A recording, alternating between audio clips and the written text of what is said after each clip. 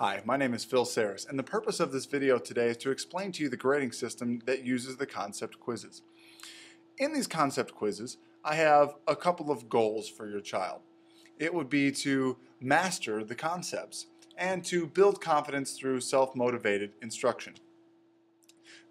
So here is an example of the heading that would be on the concept quizzes. And what I do is I list out the concepts that are represented on that quiz. And so for the purposes of this exercise, I'm just going to label these concept quiz number 1. So that would be the first one that they took. Concept quiz number 2. And concept quiz number 3. So let's talk about the first 3 concept quizzes of the year. It's a pyramid system. And so what it does is it builds subsequent concepts on top of the previous concepts. And so this would be the breakdown of the first couple of concept quizzes. On concept quiz 1, there was only one concept. It was concept 1. Concept quiz number 2, there were topics 1 and 2. And concept quiz 3 would be 1, 2, and 3. And you'll notice at this point that a couple of these are represented more than once. And so let's look at concept 1 as a case study. Concept 1, when they go through this first concept and they have learned the material and we've talked about it and it comes time for that quiz that normally always comes in math class, we're going to take a concept quiz over concept 1. And the first time through, it's going to be worth 4 out of 5. They can't possibly get 100% the first time around, because what I'm doing on that first time that they see it is covering just the basics of that material. So it might be just basically naming the geometric figures, or knowing what a line is, knowing what a plane is.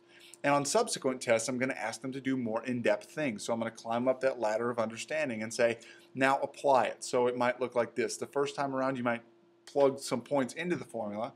The second and third times around, you might have to use the formula to solve a problem, or perhaps draw a picture that is represented by a certain statement and then solve the statement. And so the questions get harder as you go along. So that second and that third time that they see this concept, it's going to be worth more. So the second time, they can get a 5 out of 5. And the third time, they can also earn a 5 out of 5. And so what I'm trying to do with this system is I'm trying to help them by giving them specific targeted skills that they can improve upon by learning from their mistakes. And so here's what it would look like.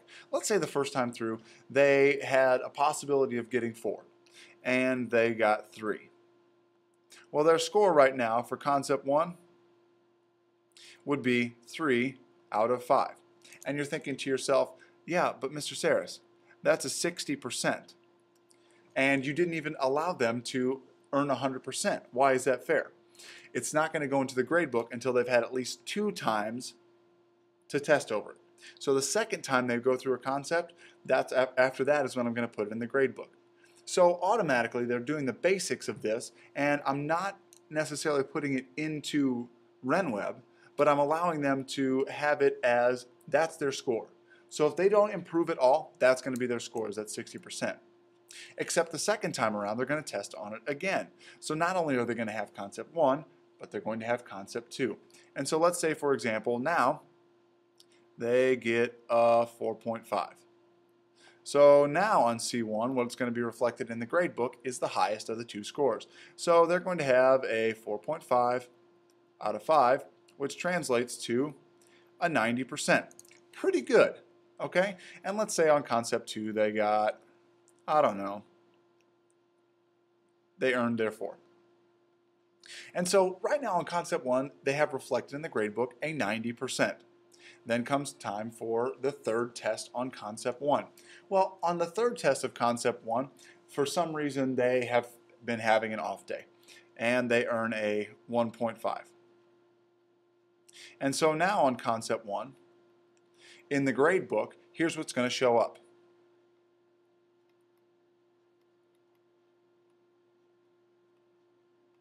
90%. because of the way that the problems are structured, I've given them difficult problems on these last two go-rounds on it. And so they're comparably hard time 2 and time 3. So I'm going to take the highest score out of those 3. And so if they have a basic understanding, they have about an 80% level understanding. And then they can earn their 100% by solving subsequent harder problems. And so on one hand, they're getting multiple chances at each. And they're also earning the ability to get their highest score. Let's take a look at concept 2, this case study here. The first time around they got a 4. They're feeling really good about concept 2. The second time around they got a 5. And if you'll see the way that the pattern works, because the concepts have been stacked like this, on the next concept quiz, which I don't have a heading for, but it would be something where they would, come down here. So the concepts on the next one would be 2, 3, and 4, and they'd be in a grid sort of like this. Okay? Well, now they've earned a 5. This 5 here is huge because now they don't have concept 1 anymore. They've taken it 3 times, they're done with concept 1. So their grade is locked in at that 90%. But on concept 2, now they have this 5 right here. So what does that mean for them? To me, they've earned 100% on that topic. And so what we're going to do is I'm going to put an X here because they don't have to take it. Once that 100% is earned, that 5 out of 5, which means they have to take it at least twice. So once that 5 out of 5 is earned, they don't have to take it anymore. So there's an incentive there because if they get that 4 the first time, they're thinking, okay, I've got my maximum score on it one time. The next time, I'm going to master the more difficult skill so that I don't have to take it again. It's a motivation to learn from their mistakes. And so to me, this system allows us to, number 1, give multiple opportunities. 3 times. Normally in a math class you take a quiz and a test, so you'd only have 2 times. And so this already benefits them because they're having more formal assessments on each topic. And number 2, it allows us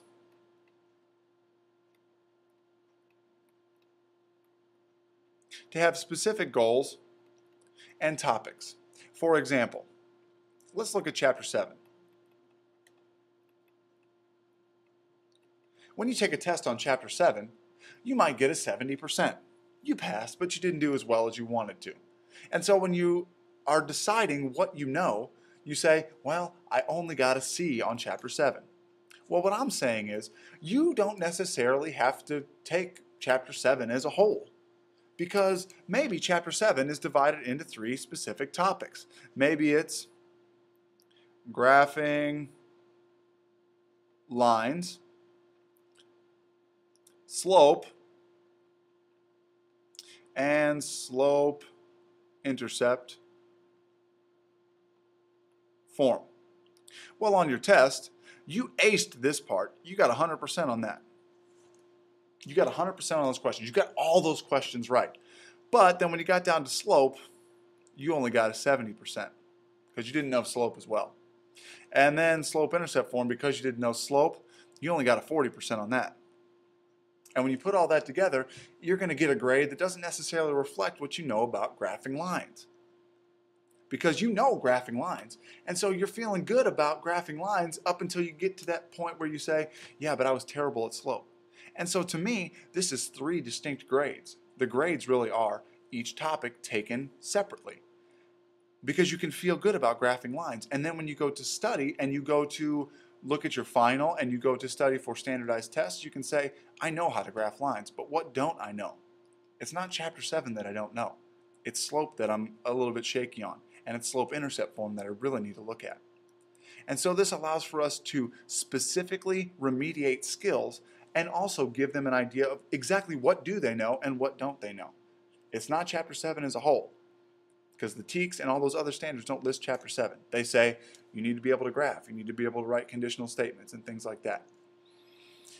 That's the basic gist of it. How do they find their resources? They all have access to my website. And on my website it looks like this. They have the tabs for the classes at the top here. And underneath each class they have listed by concept these concepts.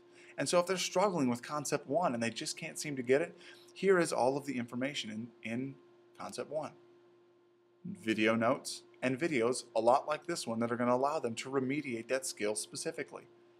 In addition, they can keep track of their scores by clicking on the pink concepts list at the top, and they can either print this out or download it onto their iPad and keep track of their score on each of the concepts if they aren't able to access RenWeb.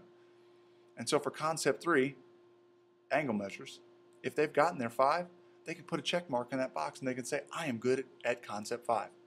But what do I know about concept 4? I hope that this makes sense. I know the video was a little long, so I apologize, but I wanted to get the information out there so you know exactly what is happening with your kids. I think it's a fair system because it gives them multiple opportunities to master their work, and really the onus is on them because they are learning from their mistakes and they're specifically remediating skills and knowing what they are good at and what they need to work on. So if you have any questions, please feel free to contact me. If not, I'll see you next time. Thanks.